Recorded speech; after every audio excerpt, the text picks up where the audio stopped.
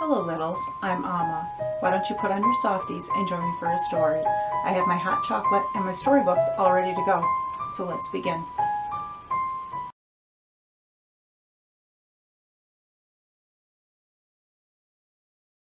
Hello littles.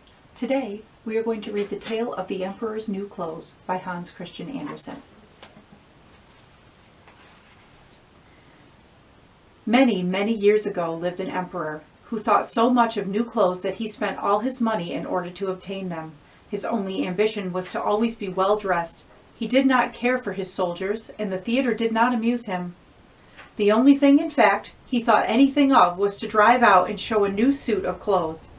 He had a coat for every hour of the day, and as one would say of a king, he is in his cabinet, so one could say of him, the emperor is in his dressing room.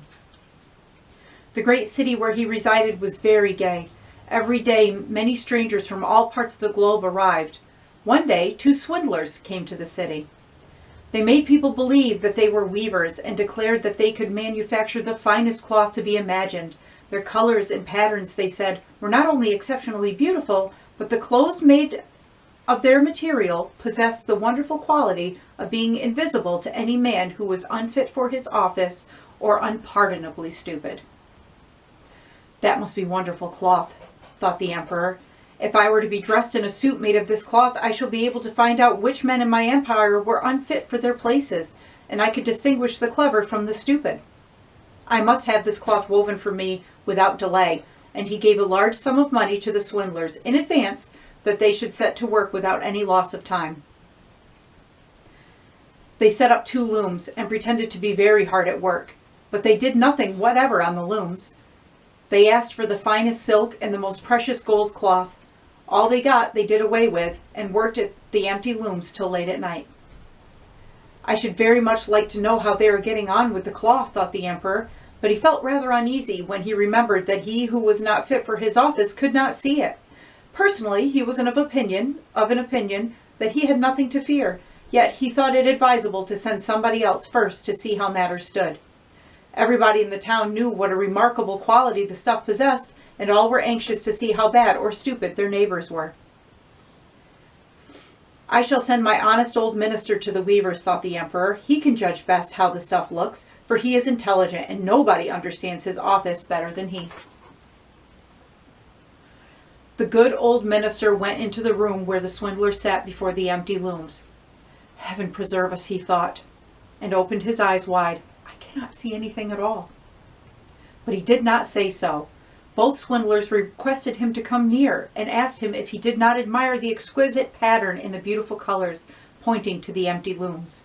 The poor old minister tried his very best, but he could see nothing, for there was nothing to see. Oh dear, he thought, can I be so stupid? I should never have thought so, and nobody must know it. Is it possible that I am not fit for my office? No, I cannot say that I was unable to see the cloth. Now have you got nothing to say, said one of the swindlers, while pretending to be busily working on weaving. Oh, it is very pretty, exceedingly beautiful, replied the old minister, looking through his glasses. What a beautiful pattern, what brilliant colors. I shall tell the emperor that I like the cloth very much. We are pleased to hear that, said the 2 swindlers, and described to him the colors and explained the curious pattern. The old minister listened attentively, that he might relate to the emperor what they said, and so he did. Now the swindlers asked for more money, silk, and gold cloth, which they required for weaving. They kept everything for themselves, and not a thread came near the loom, but they continued, as hitherto, to work at the empty looms. So afterwards the emperor sent another honest courtier to the weavers to see how they were getting on, and if the cloth was nearly finished. Like the old minister, he looked and looked, but could see nothing, as there was nothing to see. Is it not a beautiful piece of cloth? Asked the 2 swindlers, showing and explaining the magnificent pattern, which, however, did not exist. I am not stupid, said the man. It is therefore my good appointment for which I am not fit. It is very strange, but I must not let anyone know it. And he praised the cloth, which he did not see, and expressed his joy at the beautiful colors and the fine pattern. It is very excellent, he said to the emperor. Everybody in the whole town talked about the precious cloth. At last the emperor wished to see it himself, while it was still on the loom. With a number of courtiers, including the two who had already been there, he went to the two clever swindlers, who now worked as hard as they could, but without using any thread. "Is it not magnificent?" said the two old statesmen, who had been there before. "Your Majesty must admire the colors and the pattern." And then they pointed to the empty looms, for they imagined the others could see the cloth. "What is this?" thought the emperor. "I do not see anything at all. That is terrible. Am I stupid? Am I unfit to be emperor? That would indeed be a most dreadful thing that could not happen to me." "Really," he said, turning to the weavers, "your cloth has our most gracious approval." And nodding contentedly, he looked at the empty loom, for he did not like to say that he saw nothing.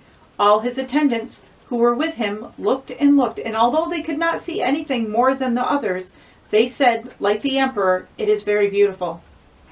And all advised him to wear the new magnificent clothes at a great procession which was soon to take place. "It is magnificent, beautiful, excellent," one heard them say.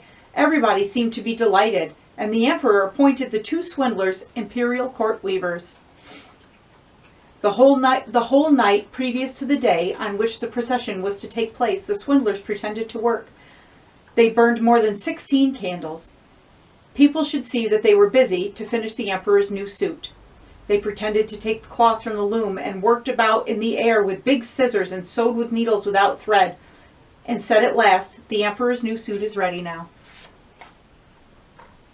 The emperor and all his barons then came to the hall. The swindlers held their arms up as if they held something in their hands and said, "These are the trousers, this is the coat, and here is the cloak," and so on. They are all as light as a cobweb, and one must feel as if there is nothing at all upon their body. But that is the beauty of them. "Indeed," said all the courtiers, but they could not see anything, for there was nothing to see.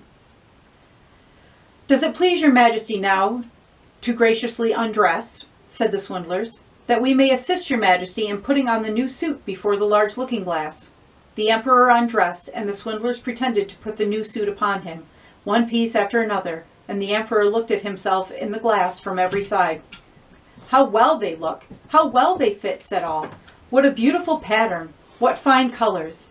That is a magnificent suit of clothes." The master of the ceremonies announced that the bearers of the canopy, which was to be carried in the procession, were ready. "I am ready," said the emperor. "Does not my suit fit me marvelously?" Then he turned once more to the looking-glass, that the people should think he admired his garments. The chamberlains, who were to carry the train, stretched their hands to the ground as if they lifted up a train, and pretended to hold something in their hands. They did not like people to know that they could not see anything. The emperor marched in the procession under the beautiful canopy, and all who saw him in the street and out of the windows exclaimed, "Indeed, the emperor's new clothes are incomparable! What a long train he has! How well it fits him!" Nobody wished to tell the others that they saw nothing, for then he would have been unfit for his office or too stupid. Never an emperor's clothes were more admired. "But he has nothing on at all," said a little child at last. "Good heavens! Listen to the voice of an innocent child," said the father, and one whispered to another what the child had said. "But he has nothing on at all," cried at last the whole people.